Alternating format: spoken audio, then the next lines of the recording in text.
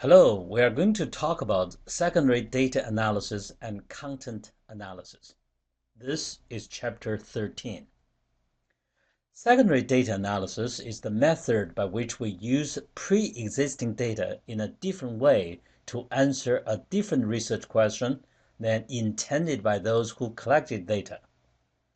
The most common sources of secondary data, previously collected data that are used in a new analysis, are social science surveys and data collected by government agencies, often with the survey research methods. So what we are really talking about here is that when we are doing secondary data analysis, we are kind of using the used kind of data set to put in a new context, to analyze them, and to use them for a meaningful testing hypothesis. Content analysis is similar to secondary data analysis in its use of information that has already been collected. And therefore, like secondary data analysis, content analysis can be called unobtrusive method that does not need to involve interacting with live people. Let me just emphasize one thing here. So when we say the unobtrusive, we mean that when we are doing this kind of content analysis and secondary data analysis, we are not dealing with people, and we are dealing some kind of existing data set. So in a way, we are not intruding people, and so in a way, it has a great advantages by using the existing data set and doing this content analysis. There are several advantages by using secondary data analysis. Number one, it can allow analysis of social processes in inaccessible setting. So in sometimes it's very hard to collect some data, but if we use the pre-existing data set, we can really and do accomplish that goal. Number two, save money and save time. Number three, it allows the researcher to avoid data collection problems. So a lot of time doing doing this secondary data analysis can be pretty kind of easy to manage because we do not need to kind of reinvent wheel, and we simply just kind of collect data that way. Number four, it can facilitate comparison with other samples. Number five, it may allow inclusion of many more variables and a more diverse sample than otherwise would be feasible.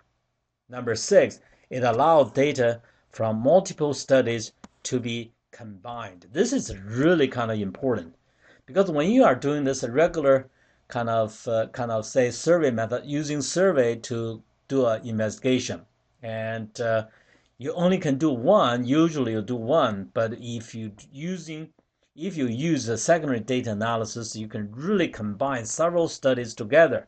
So make that type of studies powerful.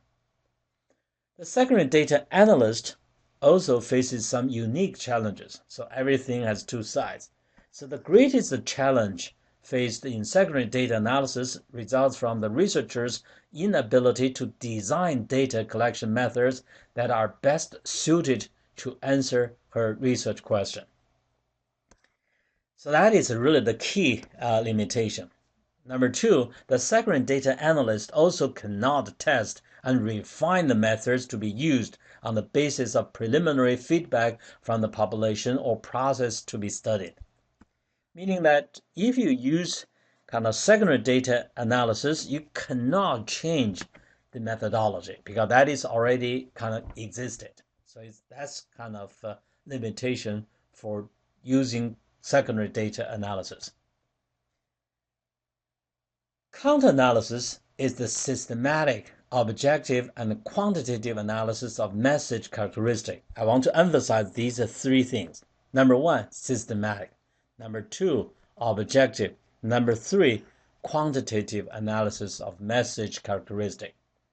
I have to say that is a content analysis is a very powerful research method to nowadays to use to analyze the social media messages, the Twitter messages, to all these internet-related messages. But these three characteristics, the systematic, refers to that you have to follow a systematic way and to conduct your analysis. Let's say you want to see how the New York Times cover the Chinese economic stories. So I'd like to choose 1 year. So you need to compare, say, the first half year versus the second half, meaning that it's the 6 months. So if we do that, we want to make sure that it's the 6 months and follow the similar pattern. If we select, say, let's say the January, so we have four, say four days or 4 issues. So we want to make sure that is the July will do the same thing. So 4 issues. So in a way, we can follow that, doing that systematically. Number two is objective. When we say objective, we mean that it is not subjective. So we need to follow the evidence. So evidence-based analysis is a counter-analysis. Finally, is a quantitative, meaning that we are using the numbers to analyze the message characteristic. So these three, systematic, objective, and quantitative analysis of message characteristic, that is counter-analysis. We can learn a great deal about popular culture and many other issues through studying the characteristic of messages delivered through the mass media and other sources. The goal of a counter-analysis is to develop inferences from the text. You can think of a counter-analysis as a survey of some documents or other records of prior communication, a survey with fixed choice responses that produce quantitative data. This method was first applied to the study of newspaper and film content and then delivered and developed systematically for the analysis of Nazi propaganda broadcast in World War II. Since then, counter-analysis has been used to study historical documents, records of speeches, and other voices from the past, as well as media of all sorts. So in this sense, and in particular today's computer and social media age and internet age, so we can do so much, and which is we can really hard to describe how much kind of analysis we can do by using content analysis. Content analysis bear some similarities to qualitative data analysis because it involves coding and characterizing text and identifying relationships among constructs identified in the text.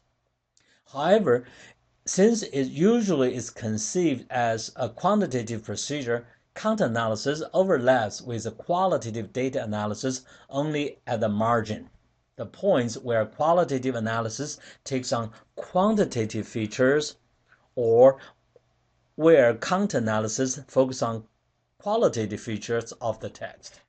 So that is really kind of the major features between qualitative, which we call textual analysis, and quantitative, we call that content analysis.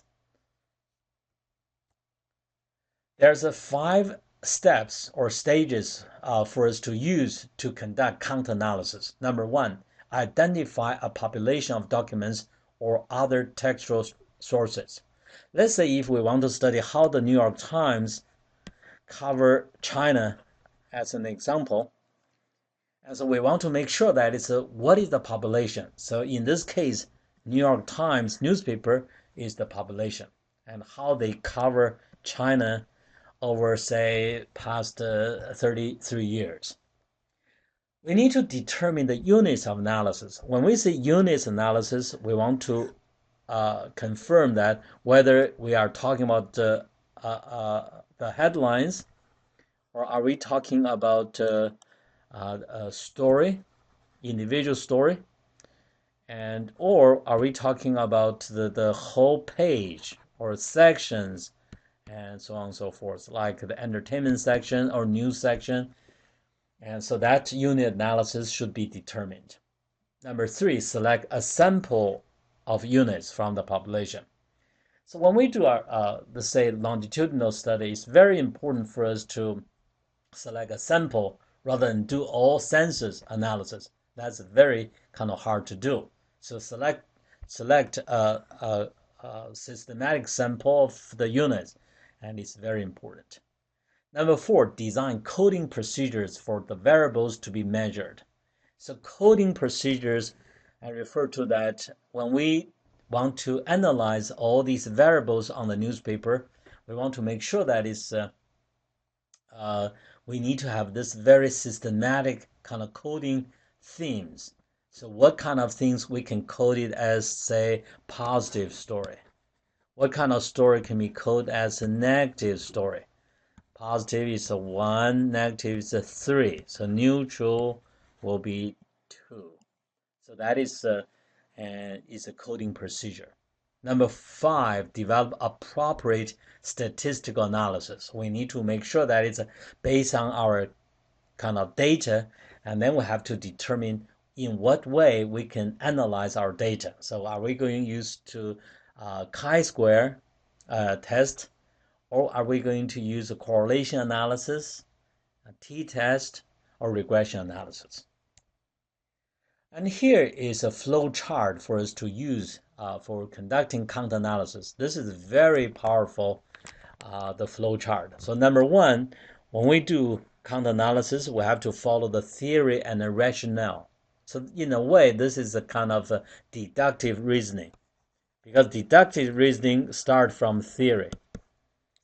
And from the theory and the rationale, so we develop a hypothesis. So then we have our hypothesis, then we have our independent variable and dependent variable.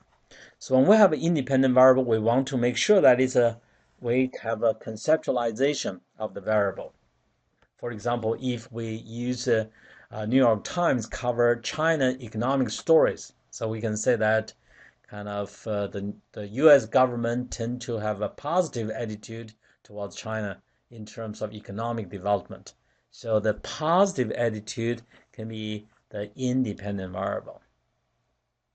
Conceptualization is how we think about that variable, and then operationalization is how we measure the variable. Then after conceptualization and operationalization, we get into this coding kind of stage.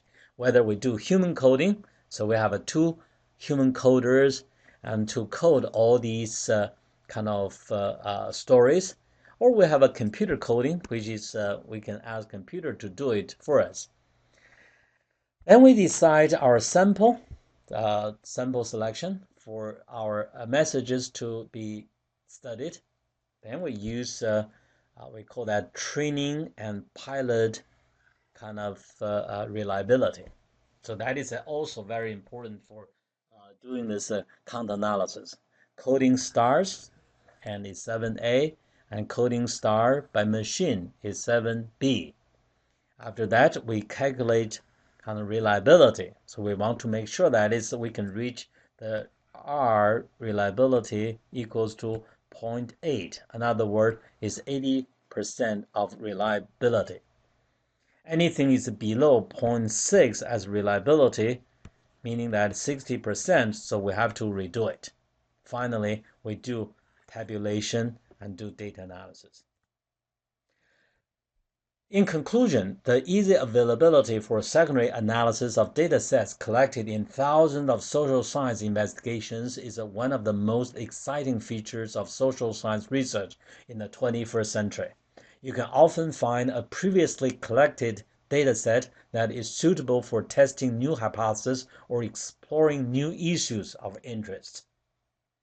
Moreover, the research infrastructure that has developed at the Inter-University Consortium of Political and Social Research, ICPSR, and other research consortia, both in the United States and internationally, ensure that a great many of these data sets have been carefully checked for quality and archived in a form that allow easy access.